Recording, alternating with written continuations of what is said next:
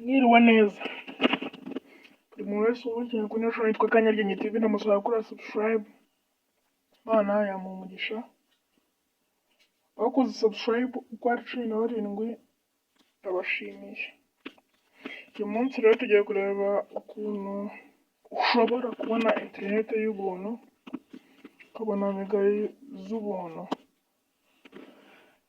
App tugiye kureba yitwa MTN Tana. Baza hano tujye kuri Play Store, searching your VPN. Basaba gukora subscribe. MTN Tana ngiyi hano. Njyewe ndayifite ubwo ndayikora update. Tegereze gatoya yirodinge. Saba abantu gukora subscribe.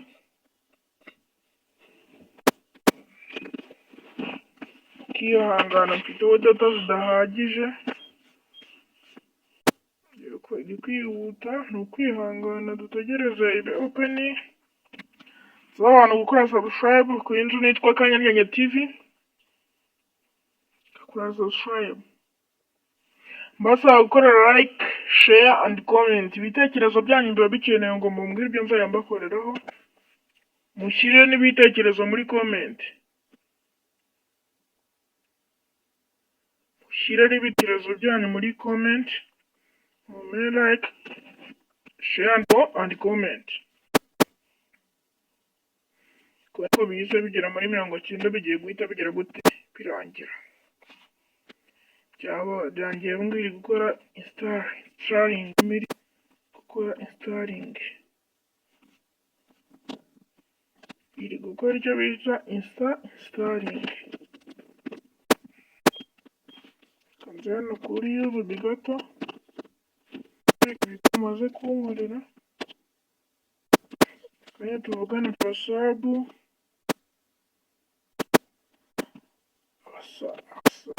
Iri kubashyiriraho namaze kuyireba. Kaya tuvugana saa 17. Muzamure tugere mu 1500. Kampani mugakora subscribe. Aba monetize yanjye ndarangira bamfasha yego. Ari ibintu by'ubufasha by'Imana. Okay. Ubwo ndakeka ko yamaze kugeraho. Okay, yagezeho. Bayita MTN Tana Lite. Niyo piyandiye kurebaho uno munsi nayo ikorana na Airtel Tigo ya hano mu Rwanda. Ifitemo n'izindi sava nyinshi cyane.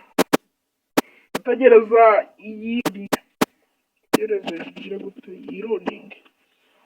Kubona biri kugenda gake kandi sinshaka ko ino video iva nini cyane. So abantu bose bamwikira kuri channel yitwa Kanyarwenya TV gukora subscribe. Tayari tutegereza yiroding. MTN Tana VPN. Tana VPN. Tegereze bibanza bigera gute byirodinge. Okay, barangiye. Dukora hano handitse okay. Hanga dukore kuri rate. Hano ngoze ndakeka ko mugize gute muhabonye. Tukubona ko we no ifungura nagura sangira. Ubwo no ifungura sangira. Hanira biri. Rero ikintu cya mbere ugomba guhita uza ugakora. Uraza ukurike hano. Hano mubona nkiritse. Urangiza ushake ahantu handitse Airtel Tigo. Iyi ngiyo ushobora kuyikonekta kuri Airtel Tigo no kuri ushobora kuyikonekta ukoresheje simukadi ya Airtel Tigo na simukadi ya MTN. Ngaho turabireba neza twitonze gake mbasaba gukora subscribe.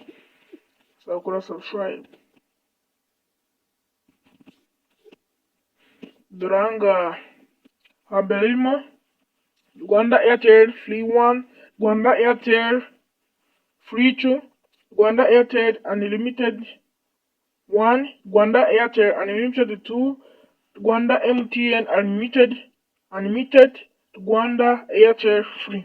Icyo ngiye nakubwira ni ukuza ngenda akora hano handitse Rwanda Airtel Free. Iyo ubonye hamwe hanze ukora ahandi. Rwanda Airtel Free. Dore aho wakonekita na MTN hano kuri Rwanda MTN Unlimited. Igihangane gatoya. Ndahita nza nkore kuri hano handitse Airtel Free. Akabikeho. Hano nindangiza ahangaha rero ikindi kintu kiba kiri ahangaha. Ahangaha baguha igihe ugomba gukonekita. Nk'ahangaha nsigaje umunsi umwe. Nibyanze birangiye. Ushobora kongeraho umunsi ukora hano kuri add days. Ngenda banza nkore connect. Nkore kuri start. Tegereza ukubona ko biri kugera gute kwiconnectinga. Bahita bampa ibintu by'ibi ads. Ubu ngubu tayari namaze kuba connect. Kubona ko hano handitse stop, hejuru handika bari connect. Kubona ko iyi VPN ikora neza cyane. Noneho ukuntu wakongeraho iminsi, ukubona ko ahangaha mfite umunsi umwe n'amasaha 15, iminota 19 n'amasegonda, ukubona ko ari kugenda agira gute abara. Tugiye kureba uko wakongeraho iminsi. Uraza ukora hano handitse ads day. Gira ati loading rewards ads. Bari gushaka ads baguha kugira ngo baguhe iyo minsi. Turategereza gato nsaba abantu kuri subscribe, like, comment, share. Mukore comment iki kintu basabye. Muri kumfasha. Like, comment and share.